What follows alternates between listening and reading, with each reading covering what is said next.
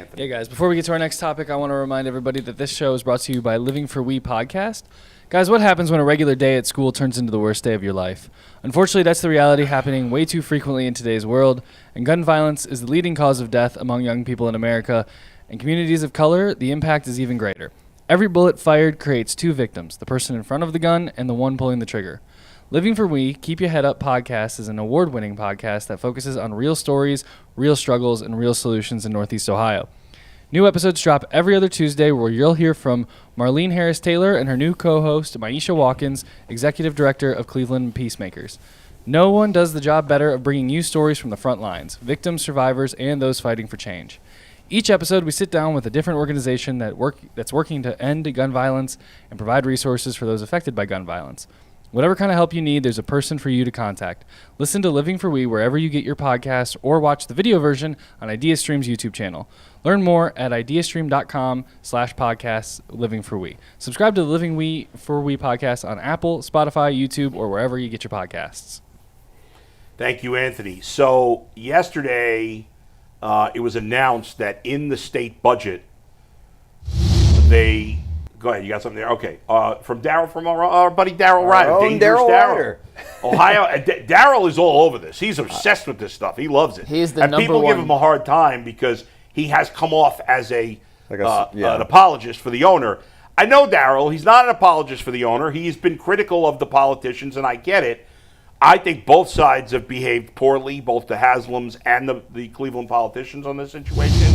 As I said yesterday, I think it's a lot of saber rattling and neither side's being genuine. The politicians don't want to be the group that lost the Browns from downtown Cleveland. And this idea that Jimmy and his group are throwing out, like, this is good for businesses and the people. I mean, come on, it's bad for the businesses of Cleveland. That being said, we all knew this was happening. This idea that they were going to stay in the stadium and redo the stadium and fix it up, stop it. Yesterday you mentioned, I saw the clip today of the Kelsey brothers, and we all love the Kelsey brothers, saying it's got to be outside, it's got to be downtown. And he had, Jason admitted at the end, he was like, I haven't lived in Cleveland in a while. And I think the majority of people are in favor of this idea. Yeah. I don't love that they're putting $600,000 in the state budget for this. $600 million. Sorry, $600 million. Big difference. $600 million in the state budget. I don't know. I don't know where it's coming from exactly. Do you have where it's coming from? So I did some research on this, and let me preface. Our state is one of the lowest in the country in terms of education. I'll get to that. So let me preface. I'm not an expert. I just read 4 articles this morning. Yeah. I took notes, so I'm going to be reading directly from these articles because I hope I have an understanding of what they're doing. Yeah. So basically, Governor DeWine had proposed a budget where they double the gambling tax, basically, and that would help pay for the stadium. Right. Now, he's disingenuous with that because he made the point of saying, well, that'll be on the sports books. They'll have to pay it. And technically, he's right, but the sports books, are they going to put it on the customers? So. Exactly. But at least that's a choice you make as opposed to just coming out of the general budget. So they scrapped that. Yeah. That is not happening. Yes. Instead, and this is directly from the WKYC article, Ohio is setting aside the authority to issue $600 million in bonds to help pay for the dome. So it's $600 million in bonds, which does not directly come from anything else yet. However, according to the Fair School Funding Plan, data from 2021, Ohio schools K through 12 would need about $667 million to be fully funded. Based on inflation and 2025 data, according to the Fair School Funding Plan, the number to fully fund schools K through 12 in the state of Ohio would be close to $800 million. In this new proposed budget they just put out, school funding is $226 million. Yeah, that's a disgrace. It's about $600 million less than what it needs to be fully funded. And that $600 million is what's It's a disgrace. The politicians of this country treat education in a disgusting manner.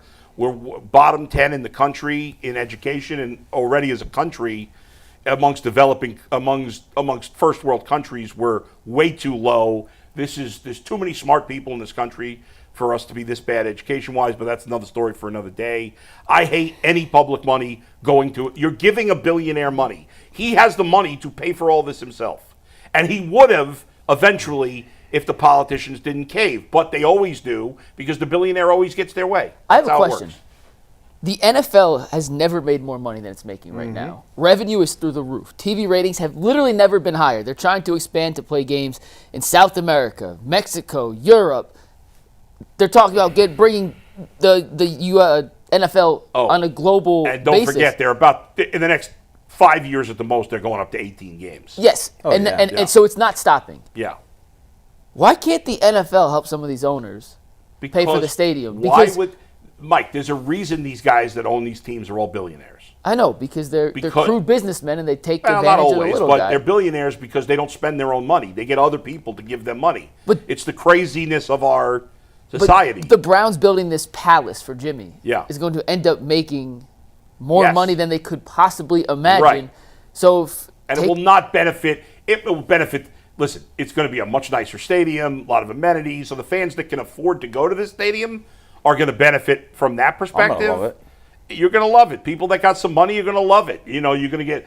But a lot of regular folks are not going to be able to go because it's going to be too expensive. And nobody's like, the jobs that are going to lead based on this. I mean, nobody's making a killing. But I'm saying, why can't the NFL help? Because they don't want to. Why would they when they always get the government to pay for it? It's what human nature should be. They don't care, Mike. Human nature, bro? What are we talking about? There's no human nature. This is America. I know, but I'm just like, they're taking they don't do the hundreds right of thing. $1 million from schools. They don't to care. set aside to potentially pay. They don't I know care. they don't care. I'm saying that's the issue. It's horrible, but they don't care, and most people don't care. They don't care. It's sad. It's what it is. I'm gonna complain about it, and then we're gonna see this beautiful stadium. We're all gonna forget about it. Nobody's gonna care. I'm gonna enjoy the stadium. That the kids in Cleveland and the kids in Akron and the kids in Canton and Dayton and Toledo and Columbus and Cincinnati are not gonna be. They're not gonna get school lunches anymore. They're not gonna get breakfast. The pre-K they'll have to pay for. All these things for people who can't afford it, so Jimmy can get a free $600 million. But nobody cares. Well, it's not that we don't care. What are we going to do? I mean, well, what are we going to do? If enough people cared, these things wouldn't happen. But I'm with Dustin. But I'm sitting here with two sports guys talking about sports, and what am I supposed to do about this $600 million? There's nothing we can do about it right now. There really isn't. But it stinks. I'd love to see my kids have better opportunities with the schools, and the other kids have opportunities in the lunches and all those things you're talking about. No one's sitting here not agreeing with that. Well, I would. Well, I'm saying three of us at this table. At this round table. No. Yeah, no. But it is what it is. You know me, dude. I'm not going to lose sleep over this. How could you? You got to keep moving on with your life. If you're going to lose sleep over everything, I'm going to love the stadium. The stadium's going to be incredible. In the end, it's going to be great. Yeah. We're going to be able to take advantage of it because we won't have to pay to go, and that's it. And it's going to be beautiful, and it's going to be exciting, and it's going to lead to some events there, and all the rest will be forgotten. Yeah, that's the reality situation. Yeah. Yeah, I'll. You know what? And I'll go to games in December now. Yeah. Well, absolutely. Because I'll be able to walk in and take my coat off. Yeah, this idea of it's manly or an advantage to be able to play in freezing cold weather is insane. I obviously the majority of fans want this to happen, so it's going to happen. So that's the good part is ultimately people want this stadium, and in 2029 that we're going to have it. 29, yeah. So if this budget gets approved, which it will, where does it go next? Does it go to the state senate and then? Yeah. Well. Yes, it's going to pass both the Senate and the House in Ohio. Both are the same party, so it's going to get passed, and then it'll go to DeWine, who's also the same party as the people that run the House and the Senate. He has been known to stand up to his party a little bit, and he could veto it, but my guess is he won't in this case. Even if he did veto it, I think there's a certain percentage that they can override the veto, which I think they have enough to override. But the people opposing this will not be enough to stop it, and it will pass. So that's that. And in the end, like I said, I'm going to whine about it here for 10 minutes and then on to the next thing. It sucks. But it is what it is. Listen, it's still going to be cool once it's done. It's going to be incredible. And Jimmy said that they're going to start breaking ground, I believe he said beginning of 26. Q1 26. Yeah. So... and everybody could drive around near the airport there. It is really, I'll tell you one thing I think that's really cool about this stadium, and I'm sure there are other stadiums like this. I can't think of them off the top of my head. Underground? Yeah, you're going to go, like the level that's street level is going to be above the field. Yeah. Because they're going to dig down? Yeah, they have to It says because they're right near FAA. the airport. FAA right. Otherwise, it would be too high. Too high, okay. Yeah. So That's cool. I mean, a lot of have you ever been to Michigan Stadium in No. Ann Arbor? No. It's Is that in? Very funny. So you'll drive Yeah. like down the main road next to it, Yeah.